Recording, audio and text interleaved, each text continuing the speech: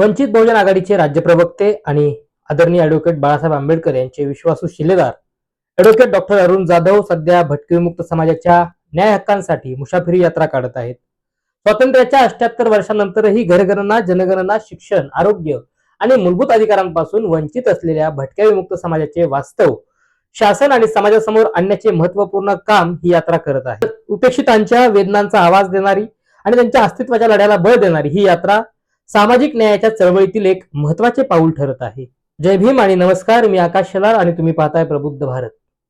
भारतीय संविधानाने प्रत्येक नागरिकाला समानतेचा, सन्मानाने जगण्याचा आणि विकासाच्या संधीचा अधिकार दिला आहे.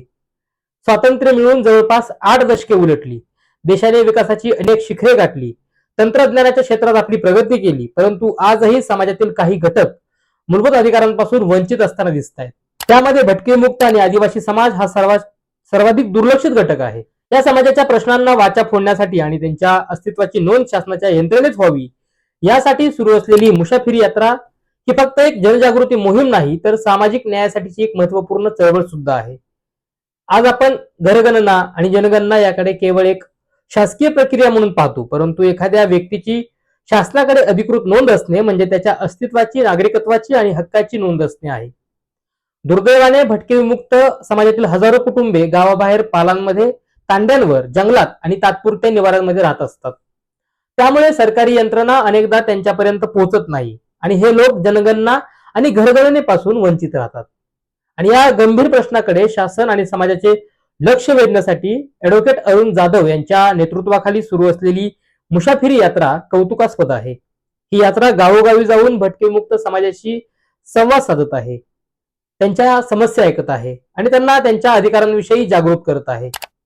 विशेष म्हणजे ही यात्रा फक्त भाषण देत नाही, आश्वासनं देत नाही, तर फक्त प्रत्यक्ष पालावर, तांड्यावर आणि झोपड्यांमध्ये जाऊन त्या समाजाचं वास्तव, त्या समाजाचे प्रश्न जाणून घेत आहे. या यात्रेदरम्यान अनेक ठिकाणी असे आढळून आले की काही कुटुंबे महिनोमहिनी एका ठिकाणी राहत असूनही त्यांची कोणतीही अधिकृत नोंद शासन दरबारी झालेली नाही. त्यामुळे त्यांना शासकीय योजनांचा लाभ मिळत नाही. घरकुल, शिक्षण, आरोग्य, रोजगार, रेशन कार्ड, आधार कार्ड यांसारख्या मूलभूत सुविधांपासून ते वंचित राहतात. ही परिस्थिती अत्यंत चिंताजनक आहे, कारण ज्यांची शासनाकडे नोंदच नाही त्यांच्या विकासासाठी योजना आखल्या तरी त्याचा फायदा त्यांच्यापर्यंत पोहोचणार कसा? भटके-विमुक्त समाजाच्या महिलांची आणि मुलांची परिस्थिती आणखी गंभीर आहे. सततच्या भटकंतीमुळे महिलांचे आरोग्य धोक्यात येते, मुलांचे शिक्षण खंडित होते आणि अनेकदा ते सुरूच होत नाही. परिणामी गरिबी, अशिक्षितपणा आणि उपेक्षा त्यांच्या वाट्याला येते आणि हे दुष्टचक्र कायम राहतं. एका लोकशाही देशात ही परिस्थिती निश्चित स्वीकार्य नाही. मुसाफिरी यात्रेचे आणखी एक महत्त्व म्हणजे ती भविष्यातील संकटाची जाणीव करून देते. आज नागरिकत्व, ओळखपत्र, अधिकृत नोंदी याचे महत्त्व वाढत आहे. जर एखाद्या व्यक्तीची शासनाकडे पुरेशी नोंदच नसेल तर भविष्यात त्यांना नागरिकत्व सिद्ध करण्यासाठी अनेक अडचणींचा सामना करावा लागू शकतो. म्हणूनच घरगणना आणि जनगणना हा फक्त आकडेवारीचा विषय नाही, तर तो मानवी हक्कांचा सुद्धा विषय झालेला आहे, हे या प्रश्नाकडून दिसतंय. या यात्रेदरम्यान काही गावांनी सकारात्मक भूमिका घेतली, हे विशेष उल्लेखनीय आहे. आणि बाबुळगावचे सरपंच अमोल चव्हाण यांनी आपल्या गावातील भटके-मुक्त समाजाची घरगणना आणि जनगणना पूर्ण करण्यासाठी सहकार्य करण्याचे आश्वासन दिले. अशा प्रकारचे सहकार्य अनेक स्थानिक नागरिकांकडून आणि पदाधिकाऱ्यांकडून होत आहे. समाजाला मुख्य प्रवाहात आणण्याचे हे काम आता वेगाने सुरू झालेलं आहे.